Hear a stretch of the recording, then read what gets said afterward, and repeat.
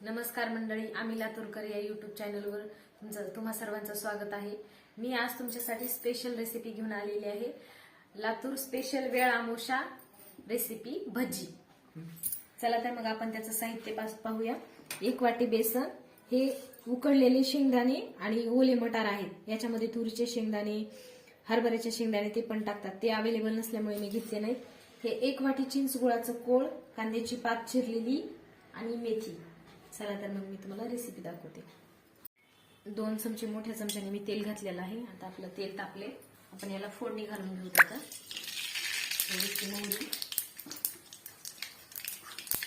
जिरं आणि ठेचलेलं लसूण।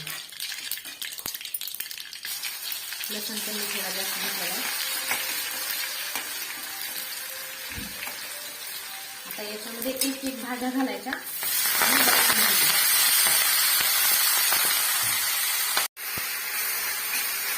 एक भाज्या सगळ्या घालून घ्यायच्या। कांद्याची पात घालून घेते मी। आणि धान्य सुद्धा फोडणीत घालायचे, पण वाफवलेले असल्यामुळे मी भाज्या सोबतच घालत आहे। सगळं व्यवस्थित मिक्स करून घ्यायचं।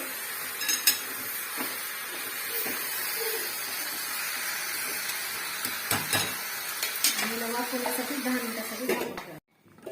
हे पहा, आपल्या भाज्या छान वाफल्यात। तुम्हाला माहिती आहे का काय भजीची खासियत आहे? तर ही फक्त लातूर जिल्ह्यामध्येच केली जाते। तुमच्याकडे करतात का? कमेंट मध्ये मला नक्की सांगा। आणि लोक ना खास वेळ आमोशाची भजी खाण्यासाठी येतात, जे की बाहेरगावी नोकरीसाठी गेलेले असतील, कुठे गेलेले असतील। लातूरची वेळ आमोशा म्हणजे स्पेशल खूप मोठा कार्यक्रम असल्यासारखा। चला, चवीपुरतं मीठ घालते मी। 2 चमचे तिखट,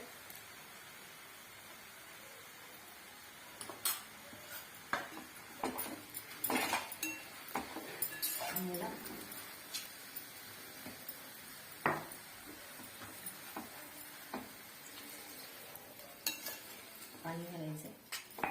हे पाणी मी गरम करून घेतलेलं आहे अगोदरच। थोडीशी हळद पण टाकते। वेळ आमोशा 2 दिवसावर आली, सगळे तयारीला लागले, त्याच्यामुळे आम्ही सुद्धा भजी करून पाहतोय। आता हे चिंच गुळाचं कोळ घालते मी। तुम्हाला आवडी अनुसार घालू शकता, कमी जास्त। मी 1 वाटी घातले। त्याला चांगली उकळी फुटू द्यायची। आपली छान उकळी फुटलेली आहे। याच्यामध्ये बेसन पीठ टाकून घ्यायचे। थोडं असं घालते म्हणजे गाठी होत नाही, व्यवस्थित होते। हे बघा, आपली भजी पूर्ण झालेली आहे। याला मी 10 मिनिटासाठी झाकून ठेवते, म्हणजे व्यवस्थित ते वाफल। आणि आम्ही याला तिळाच्या पोळी सोबत खातात। तुम्ही कशा सोबत खातात नक्की सांगा कमेंट मध्ये।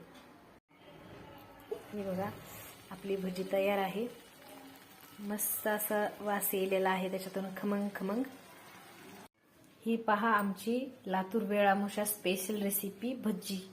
तुम्ही एकदा नक्की ट्राय करा आणि कमेंट मध्ये कशी वाटली तर नक्की सांगा। थँक्यू, धन्यवाद।